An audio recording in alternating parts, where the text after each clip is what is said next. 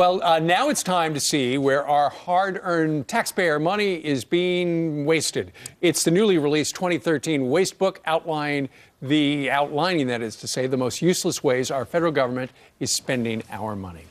And it's put together by our next guest, Oklahoma Senator and Dr. Tom Coburn. Good morning, Senator. Good morning. How are you guys? Well, we're great, thanks. Well, after reading all the waste, we're a little upset, so I can see why you put it together.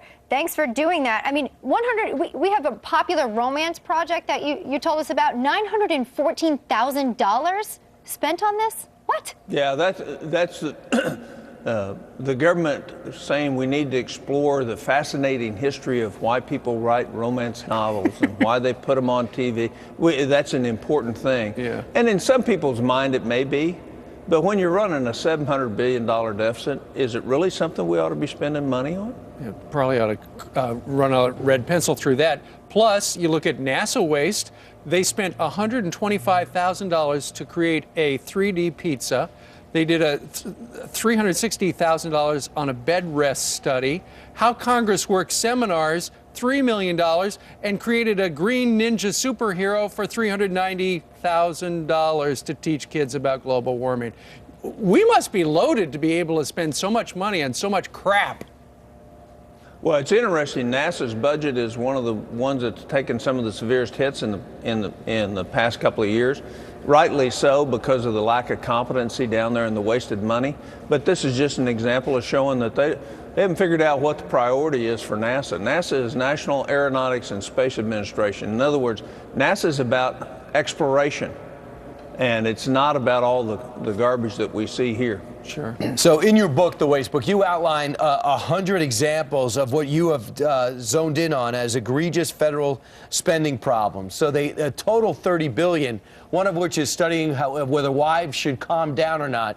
I say yes, for $525. I'll double that if they will. How can we right now after hearing all this waste? You just need to tread carefully with that one, because I'm not sure that the results of that study are well received by wives. No kidding. They weren't calm until we told them about the study. We don't like waste. That's why. There's a zombie math game for $150,000. Now, Senator, you're going to be leaving soon. Is your book getting any thinner? When you point these things out, does anything change? No, the thing that changes is Americans are more informed. And they're more engaged as they read and see what's going on. I mean, as we raise taxes in this bill that's getting ready to go through the Senate, even though they were very careful not to call it a tax increase, and we increase spending, you got to wonder, why isn't Congress doing its job eliminating or at least putting some priorities on this stuff? Well, go ahead. In terms of priorities, too, I mean, today we're looking at the Ryan Murray bill. It's fallen on the backs of our military if this moves forward, too. Why are cuts being made there and not in the areas that you've put forward in the Wastebook?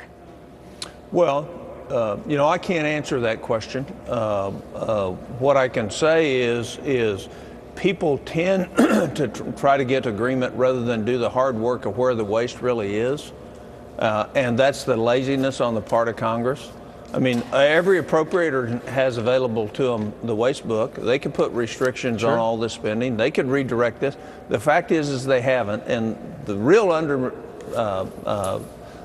reason for that is spending money, especially if some of it goes back home, makes you look good. Yeah. And so if it's hard work plus doing it doesn't make you look good, the career politicians in Washington tend to not want to be responsible with your tax dollar. And that's the final point I'd make. Look, it's not about necessarily $100 million here or $900,000 here. It's who's paying for it. And it isn't us. It's a decreased standard of living for our kids. We're at almost $18 trillion worth of debt. And we don't have the luxury to continue spending money that we don't have on things we don't need. Right. We sure have a lot of stuff we don't need, and we're all paying for it. Senator, thank you very much for putting the book together. You're welcome. And sharing it with us today. I hope you all have a great day. You too. You too. Merry Christmas. And he got elected twice, and he didn't bring home the bacon. He did things right for the country, and he would have got elected again. Heather, now